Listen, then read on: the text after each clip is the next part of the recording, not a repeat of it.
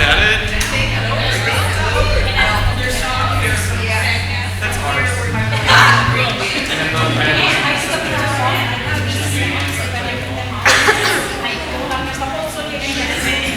Join.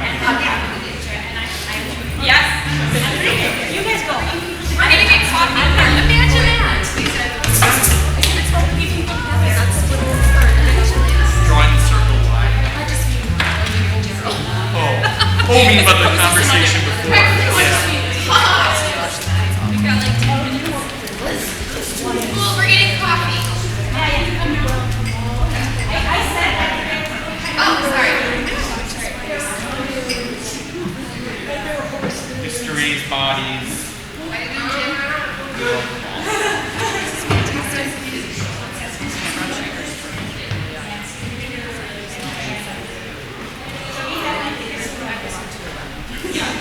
You're ready to go. Yeah, good. You can send me I'm not sure. Because it's like, it's like syncing I don't specifically do Suzuki there, but I don't do person. I haven't had about that. And is there strict not here? This isn't it. It's radio, but it's radio. Okay. Okay. But it's not like one and a bunch of lines. Two lines. It's like really like the first two pages. South of the border. Like the 2.5 pages. Yes, no, it's fantastic. So,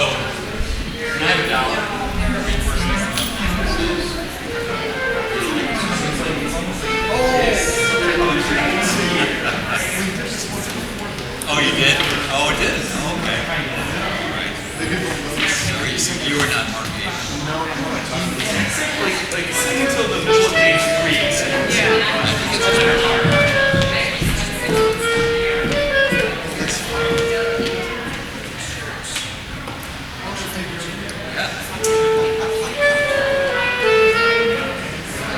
That's probably set to do.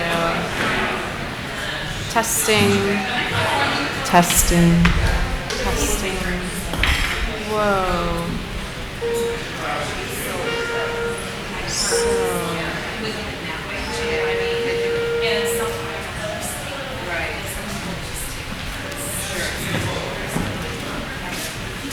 So could you see me?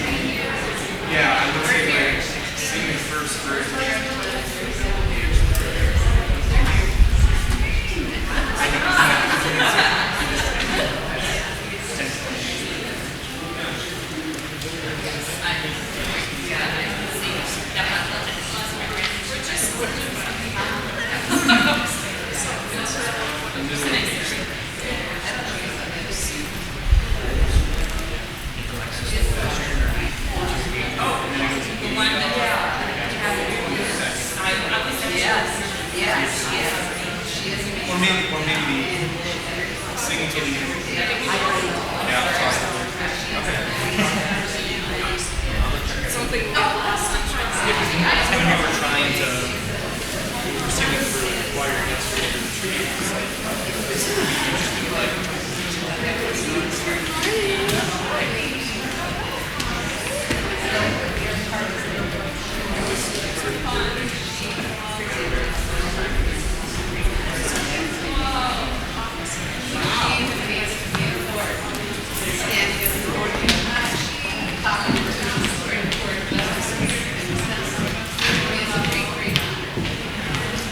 how she's eating because like the first it's not doing the like so basically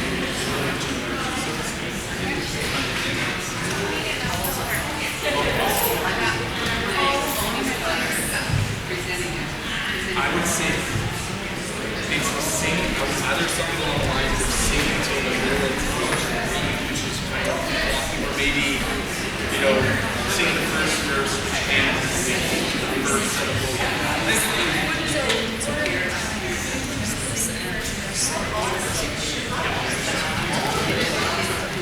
they're gonna sing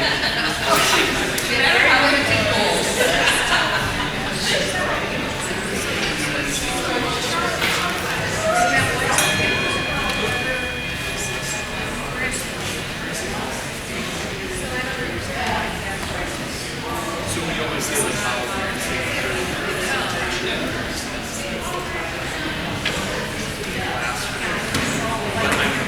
my concern is that in these first verses, because it's not like a standard hymnal where it's like just a line or two. That sounds like, okay, this is why you do children. That sounds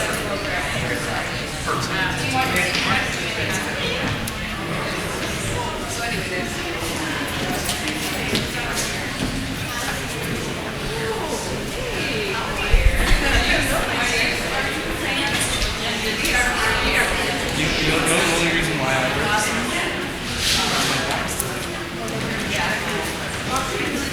oh, that's but it's like and then it is yeah I don't like to wear it but I have to it's like, otherwise I know my shirt will come undone and it'll be hanging out so this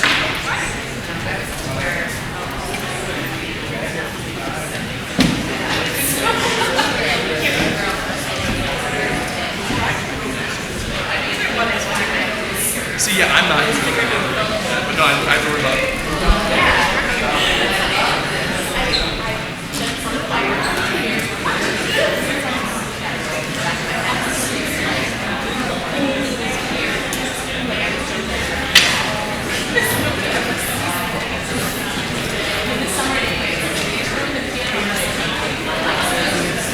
So you get that facial tattoo.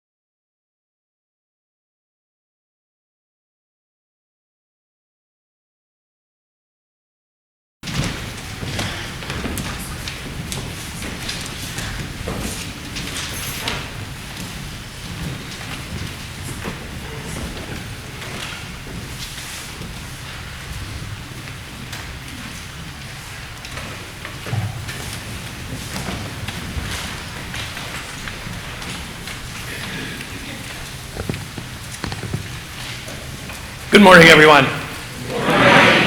Welcome to the First Unitarian Society of Milwaukee. My name is Dale Skaggs, and I'm delighted to serve as your worship associate today and to welcome you fully in this space. We welcome people of all genders, sexualities, ages, races, ethnicities, histories, and bodies here. We welcome your mind, your heart, and your spirit here. We welcome all you are bringing with you today and all your heart longs to lay down. We welcome all of you. We extend a special welcome to each guest who's with us this morning. We're glad you've joined us. We invite our guests to fill out a welcome card located in the pew rack in front of you and drop it in the offering plate later in the service. Guests may also pick up a welcome packet at the back of the sanctuary, where folks will also find hearing assist devices and Braille hymnals. A fragrance-free area is located at the front right side in the first few pews. If you are a visiting family, including children or youth, after the time for all ages noted in your order of service, please join the children's recessional and head across the hall to the common room. There you will be greeted by someone who will orient you to the religious education programs. Immediately following the service, everyone is invited for coffee and conversation in the common room. My name is Dale, and you can come talk to me at the guest table there. As a way to engage at First Church, I invite you to explore the announcements insert for the numerous opportunities available here. I'd like to call your attention to a couple of things in particular. Our forum speaker this morning is Willie Caritas. He is project manager for Route of the Badger, Rails to Trails Conservancy, an organization working with 7 southeast Wisconsin counties to form a 700-plus mile inclusive regional trail network with new opportunities for physical activity, tourism, recreation, and stronger businesses along the route. We have some new religious education procedures. Parents and guardians with children 1st through 4th grade or age 10 and below sign in at the usher table before service, and after our worship's time for all ages, we ask all participants in the RE program to exit through the door here at the front of the sanctuary and meet in the Leanhouse Common Room before going downstairs. If your children are not registered in the RE program, please accompany them to the common room, and we can help your family get information about religious education here. And we ask regular guests to our church to register your children in religious education for safety and convenience. The 2019 Spiritual Retreat is coming up later this month. If you're in need of some rest and relaxation or a few days to unwind, there are a few spaces left in the retreat to be held September 27th to the 29th at the Cedar Valley Retreat Center in West Bend. You can sign up online or contact retreat leaders for more information. You will find details on all of these and more events in the announcements insert. And finally, if you would, please silence all electronic devices for the remainder of the service. I thank you for that, and once again, I welcome you to First Church by inviting you to join me in the unison reading of our mission, which is printed in your order of service. We gather to nurture the spirit, engage the mind, and inspire action. And now I'd like to ask Joe Bree to come up and help light our chalice.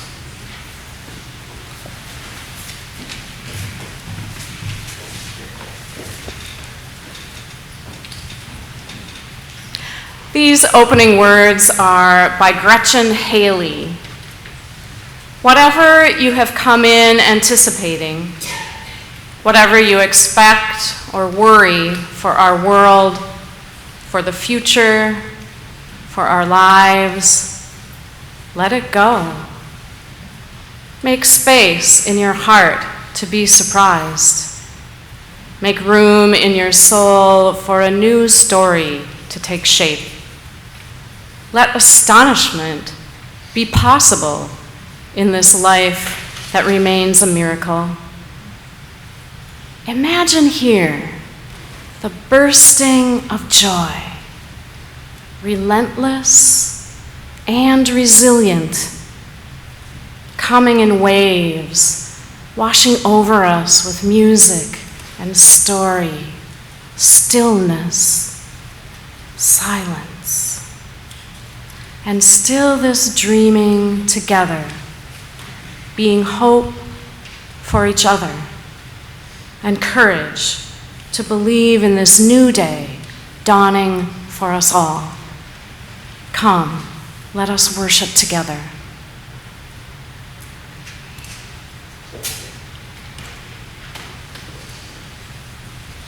Please rise in body or spirit to sing hymn number 12, O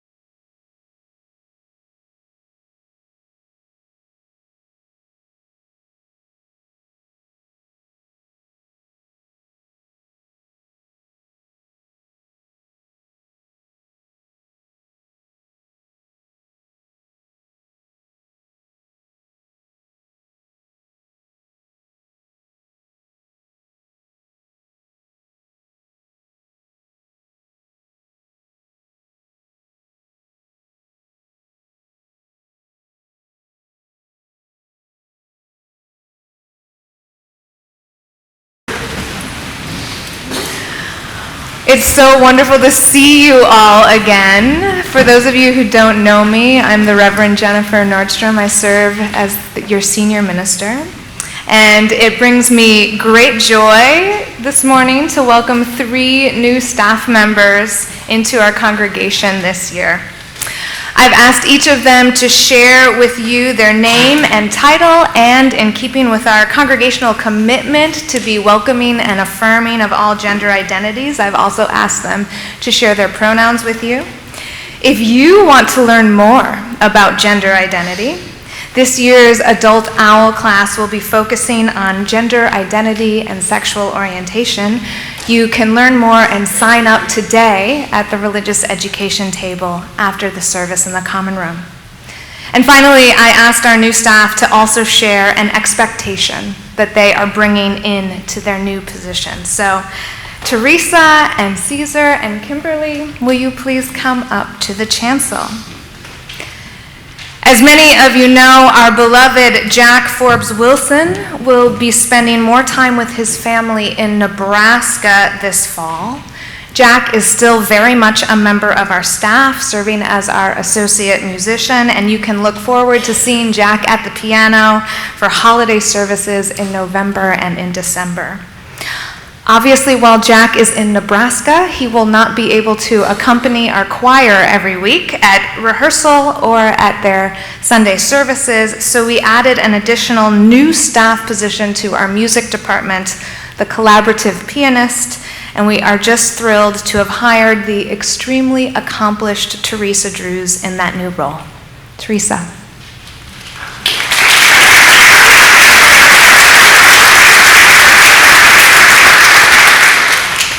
Thank you. My name is Teresa Drews. My pronouns are she, her, and hers, and I'll be serving as collaborative pianist for the congregation. This year, I expect to learn more about how diverse faith traditions and their music can be used to bring people together during worship service. Hello, my name is Kimberly Tomchek Carlson. My pronouns are she, her, and hers. I am your new Director of Religious Education, and this year I expect to learn and to play with you all and to grow and to get to know all of you. Good morning, everyone. My name is Cesar Cornier. My pronouns are him, he, and his, and I'm excited to be the new Social Justice Coordinator here at First Church. Thank you. I'm very hopeful to grow relationships with you all and exchanging personal stories, because I think that is very vital for us in understanding, and I expect to cause very positive change in social advocacy, because I think that it is very important and it is very vital for us to be focused on that. So thank you.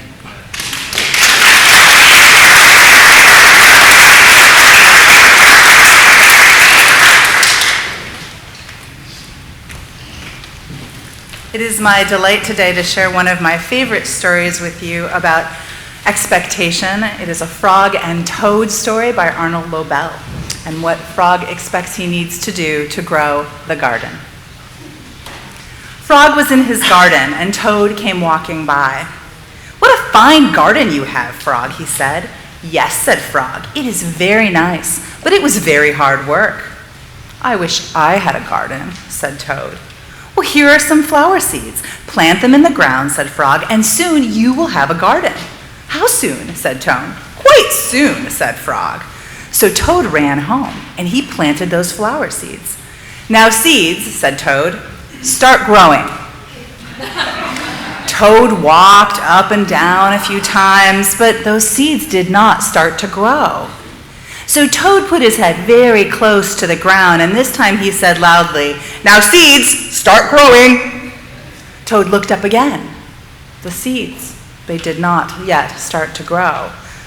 So Toad put his head very close to the ground, and this time he shouted, "Now seeds, start growing!"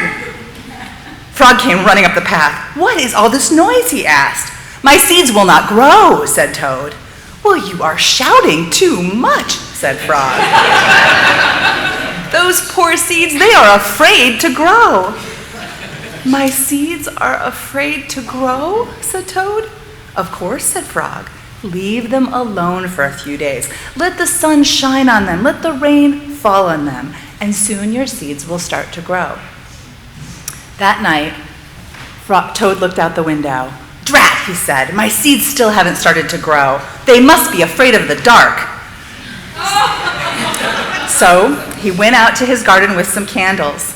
"I will read the seeds a story," he said, "and then they will not be afraid." And so he read them a long story. And the next day he sang songs to his seeds. And the next day he read poems to his seeds. And the next day he played music for his seeds. And Toad looked at the ground, and still the seeds did not grow. "What shall I do?" said Toad. "These must be the most frightened seeds in the whole world." And then Toad, he just felt very tired, and he fell asleep. "Toad, Toad, wake up," said Frog. "Look at your garden." Toad looked at his garden. Little green plants were coming out of the ground.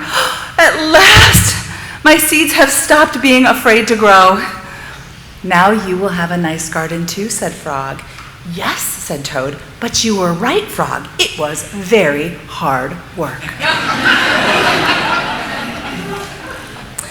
Will you please rise now in body or in spirit to join us in singing hymn 1020 in the green hymnal, Wo Ya Ya. We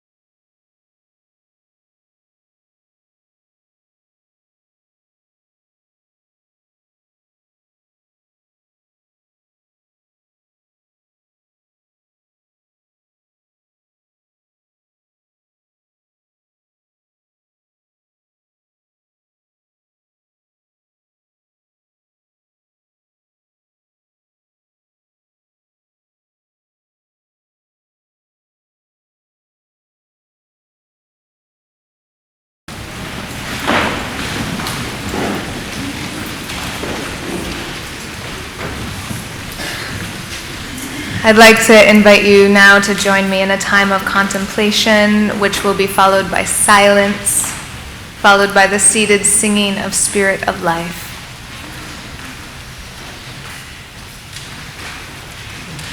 So you've arrived. Find yourself here and now.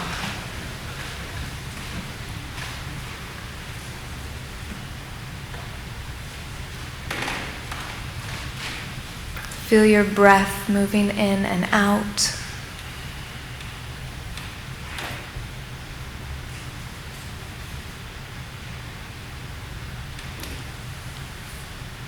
And your body.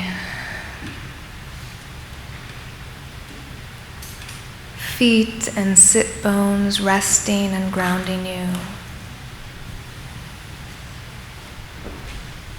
And the top of your head connecting you to all that is.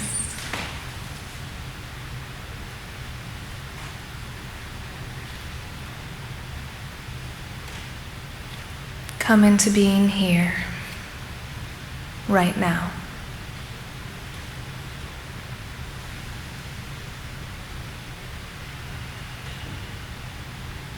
Spirit of life and love, Holy One of our being and our becoming, that which is sacred within, among, and beyond us. Come be with us. Be with us as we gather in one community of many hearts, each bringing hope and fear and expectation. Weave us together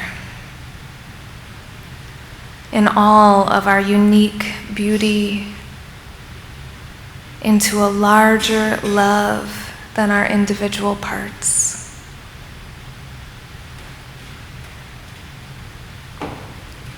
May our hopes so woven continue to create this community that holds us in grief, celebrates with us in joy, invites us to the depths, encourages our minds to the strength, and inspires our hearts to create change in our lives and in the world. May it be so.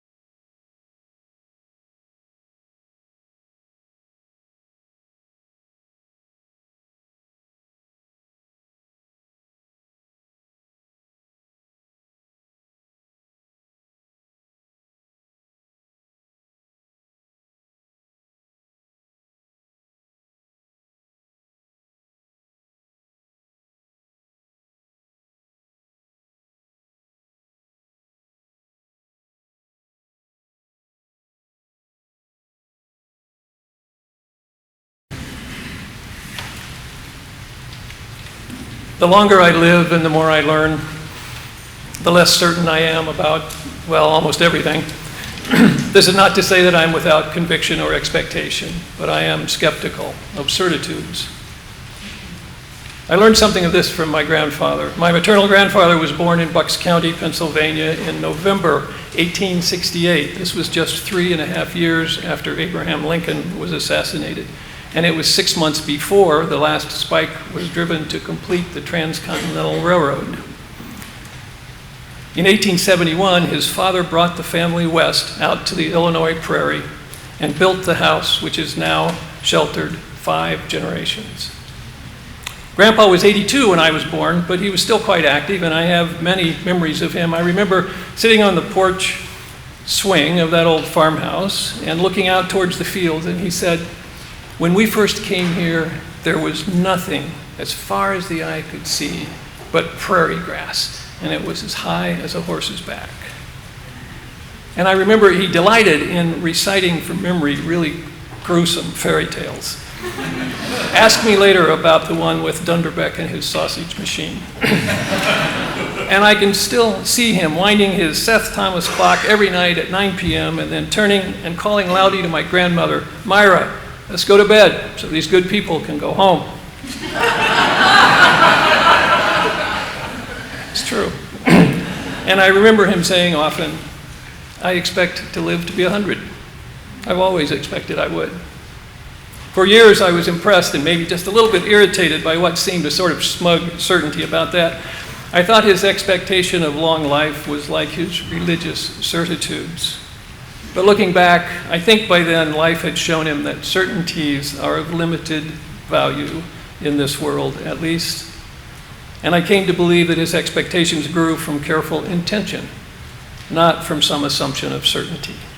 His expectation was steadfast, but the intentions beneath it were malleable and nimble, rooted more in what he expected of himself than in whatever might happen in the world around him.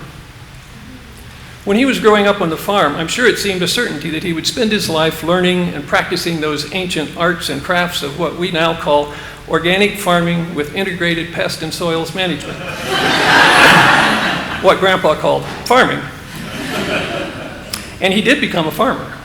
But defying expectations, he also went to college, and he was a school teacher, and he was a lay preacher, and he ran for Secretary of State of the state of Illinois on the Prohibition ticket in 1932. He lost. When I knew him, Grandpa had witnessed 2 world wars, 2 presidents assassinated, the advent of the automobile, air travel, movies, radio, and television, and he couldn't possibly have expected we would travel into space. But in his lifetime, we did. And I did attend his 100th birthday party in that old farmhouse. And I heard him reply when asked if he knew how old he was, "I'm twice as old as half. Ask me again and I'll make you laugh." And we all did. He died only 6 weeks later. But had he lived another 7 months, he would have seen men walk on the moon. When I think about him and how his calm expectation of long life survived those countless unexpected events and calamities around him, I take the lesson that expectation rooted in intention can survive long after all of our certainties have crumbled. That lesson is very real for me right now. Many of you know that my wife is undergoing treatment for a serious illness. And we have no guarantees, we have no certainty of outcomes. But what we do have is a determined intention to do the work of healing. And yeah, we also have an expectation that all will be well.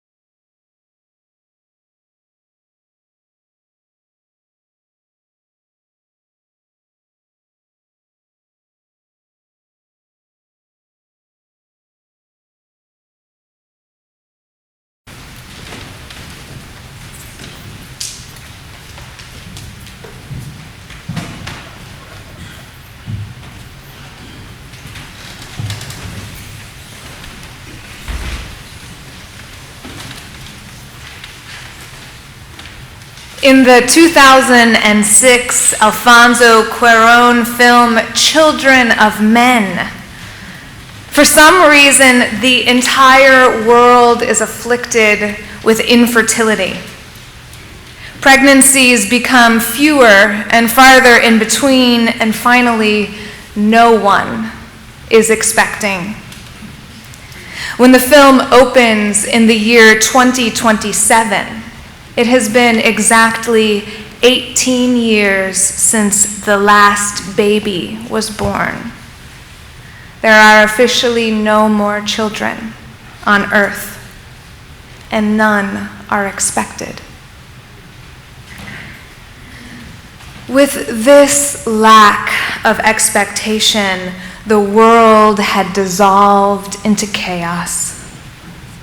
As the playgrounds became silent, grief mounted, eventually twisting into its ugly cousin, despair, not only from a lack of children, but also from the loss of any expectation about the future of humanity. It became apparent in the chaos that expecting human life to continue had been holding people together in the now. Regardless of individual choices about children, people needed a collective expectation that someone's children would continue the chain of life after mortality came to touch the world's current residents. Human beings have a psychological need to be part of a chain of life that is larger than ourselves. Our awareness of our mortality is mitigated by the sense that humanity continues, that not only might our own small life stretch from Abraham Lincoln to the man on the moon, but that also maybe someone 50 years from now will stand in this pulpit or in a classroom or a theater or a backyard somewhere and tell a story about us. This sense that something of us, be it song or story, culture or wisdom, dreams or doings, will continue after us, grounds us. It grounds us in the now. It grounds us with each other. It grounds us in hope. Without that sense of being able to pass life on to the next generation, in Children of Men, grief turned into despair, and despair turned into nihilism, and nihilism turned into violence. Gangs formed, riots became regular, and most of the governments of the world had crumbled. The film showed expecting as larger than just one life, that expecting is part of our shared understanding of time and mortality and meaning.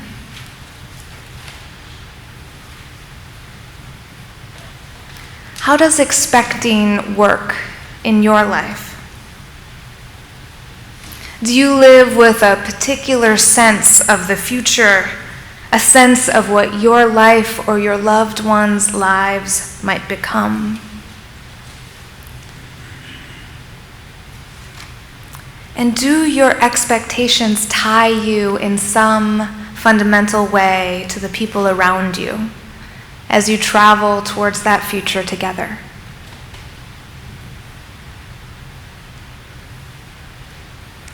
Here in this church, we have some shared expectations that bind us to one another. Now, to be fair, it is a challenge to weave 750 sets of expectations together into one set of shared expectations. And yet, that's just what your church leadership set out to do 3 years ago when we began the process of developing our end statements. In that process, the board invited you all in to dream together in workshops where they asked you, what could loving and grace-filled courage lead us to next? More than 250 members of our congregation answered that powerful question. And grounded in stories of the best of who we've been together in the past, you all dreamed of what loving and grace-filled courage could lead us to next. You filled these big pieces of paper with images of a big, vibrant church bursting at the seams with life and love and people of all ages and shapes and colors and sizes, people singing together and working together and creating community together and working for justice together here and out in the city of Milwaukee. People of a shared dream of connection and multi-generational, multicultural joy, justice, and community. From these shared dreamings, the board articulated 8 end statements of who we will become together if we live into that beautiful vision, if we do the good work of shared ministry together. Then we, the members and friends of First Unitarian Society of Milwaukee, will, number 1, value, develop, and celebrate the gifts that come from authentic connection across difference, particularly racial, ethnic, and generational difference. Number 2, we'll recognize power differences and will challenge injustice where it arises. And 3, we'll follow the leadership of the people who are most directly affected by injustice. We'll partner with the Milwaukee community to move together towards justice. But we'll also be here generously for giving and receiving support, connection, and care in times of joy and challenge. We'll, number 5, will promote Unitarian Universalism and our shared values in the world. We'll, number 6, open ourselves to wonder, making ourselves available and vulnerable to find meaning and inspiration and transformation. Together, we'll, number 7, create communal experiences celebrating our interconnection. And number 8, we'll create accessible and courageous and innovative welcome to people who might find a sense of belonging and spiritual home with us. These are your end statements. Hopefully they sound familiar. They're the shared expectations that we created together. They're our hopes for what we will accomplish together if our shared ministry is successful. I think in the secular world they call these things like goals or something. Is that right? These ends, they are the seeds of our intention. And now the work is to set about watering and weeding and tending the garden. Like a garden, however, it is not through willing the seeds to sprout that we make the garden grow. We might shout at those seeds, "Grow, seeds, grow," as often as we want, and it will not have success. There is still wildness in that little plot of earth. When we say a process is organic, it means that life itself is in control, not you or me or any individual person. And that life will move along at its own pace, weaving together all of the different elements, sunshine and rain, worm poop and bee love, shade and night, rest. The trick to gestation is patience and faith. Gestation takes time. Seedlings creep underground for a while, and building a baby takes time and food and rest and food and rest and food and rest. Our expectations of life, of organic beings and becomings, must make room for multiple mysteries, mystery upon mystery. First, there is the mystery of all those elements beyond your own will. The sun and the rain and the worms and the bees. And second, there is the mystery of the will of the being itself, that being that is becoming. Those seeds in your insistently wild garden will each have their own internal pattern to live out. And when that baby comes, she is going to tell you what kind of person she's going to be. It makes sense that the phrase, "we're expecting," just ends there without an object. Because you can never really expect what will come from a child. Life in its fullness is always, always, always a surprise. Organic life and true community and real transformational growth are all like that. They take time, they require patience, and they involve multiple mysteries. We might read all the best practices for pregnancy or for gardening or for church, and we might do many healthy things that make a good environment for baby or plant or community, but we cannot control what grows. The baby will come when he will come, and the garden will grow as it will grow, and the people will love as they will love. This is the way of organic things. This is the way of life flourishing. It involves so much more than any one individual will.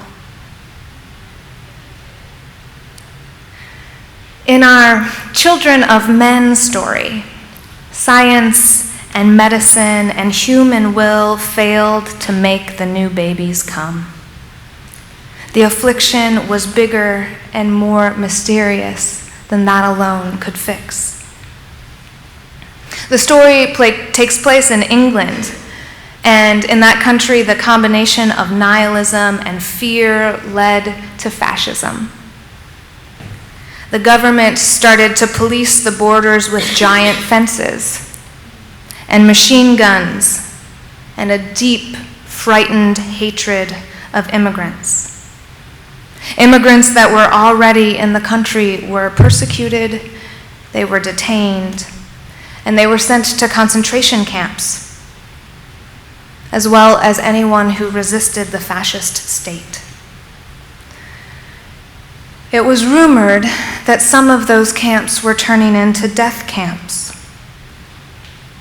And in the story, Key, a young black woman refugee who was trying to find safety, sought help from an immigrants' rights group. When the main character, an educated English man named Theo, who has lukewarm support for immigrants' rights, wishes Key the best, but tells her that he cannot help her, Key reveals to him one more thing. She's 8 months pregnant.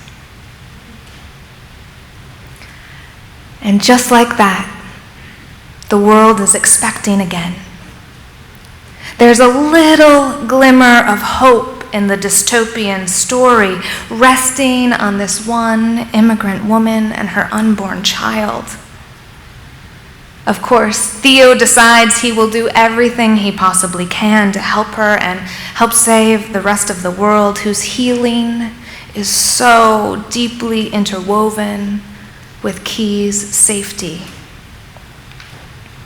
Humanity, however, does not realize that its healing is bound up in the safety of the most vulnerable, and in its ignorance and its illusion of separateness continues the relentless persecution and exploitation of immigrants.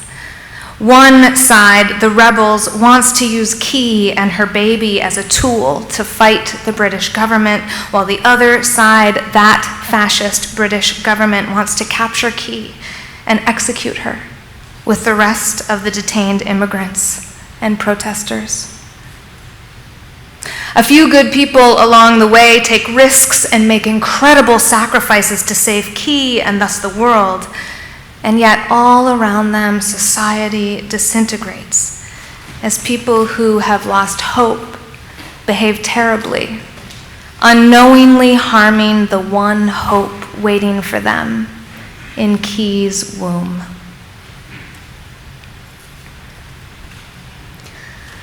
What is the relationship between expectation and action? How do we take action in an ambiguous world where we don't know where the hope for the future lies, and we cannot be sure of the results of our work? Here at First Church, we have an expectation that as a people of faith, we will be part of making the world a better place, but we don't yet know how that will happen. And in an ambiguous world, we must be careful not to be part of unintentional harm.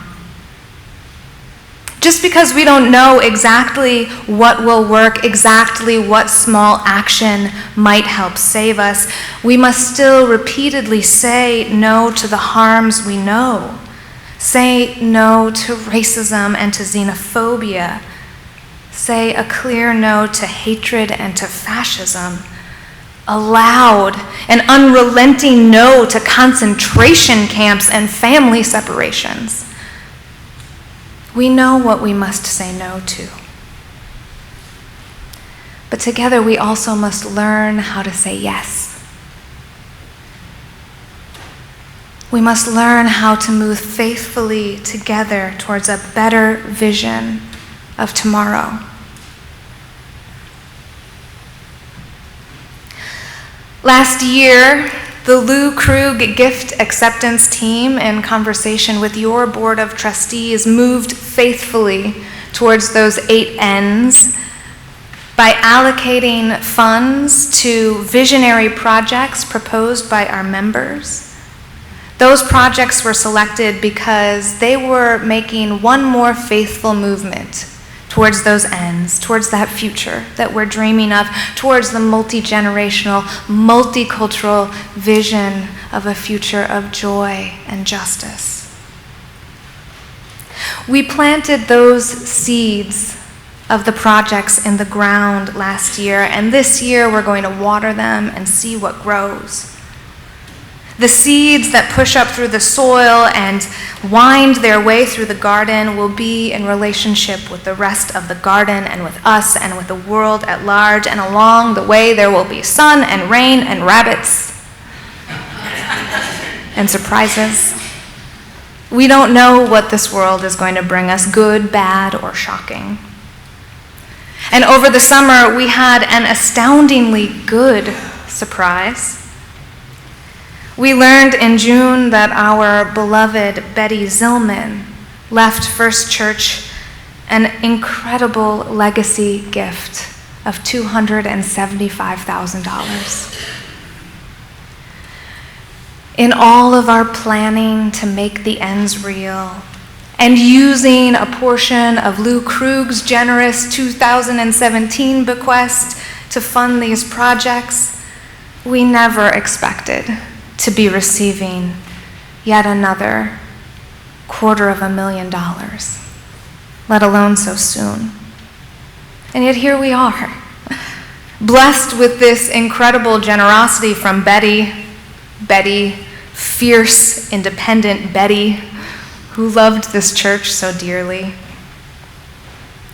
Betty was very quiet in her generosity and her love, and I can just imagine her right now standing in her red coat and long skirt, shaking her head at me, announcing this to all of you.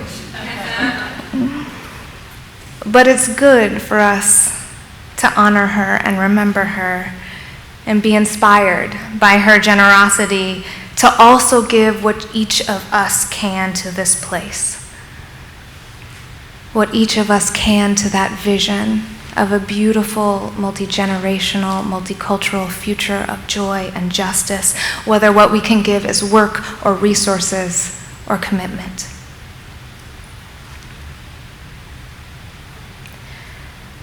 In Children of Men, Key finally gave birth to a baby girl in a dirty room while war raged all around her. She had to flee again soon after giving birth as factions fought to control her body and her baby. But there was a moment in that flight that took my breath away.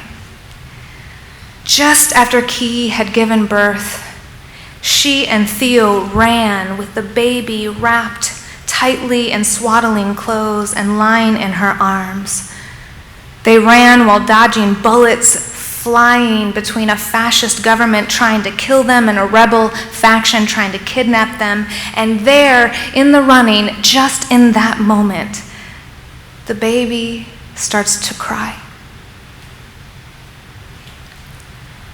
And everything stops.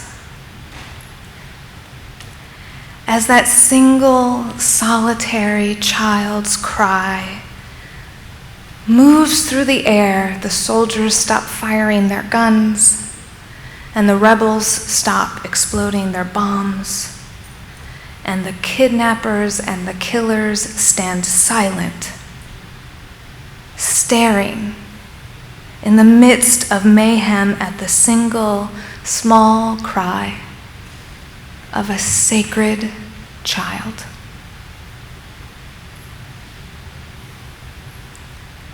And Key walked through the line of soldiers and rebels who stared open-mouthed at the wonder of new life, another baby born into the world.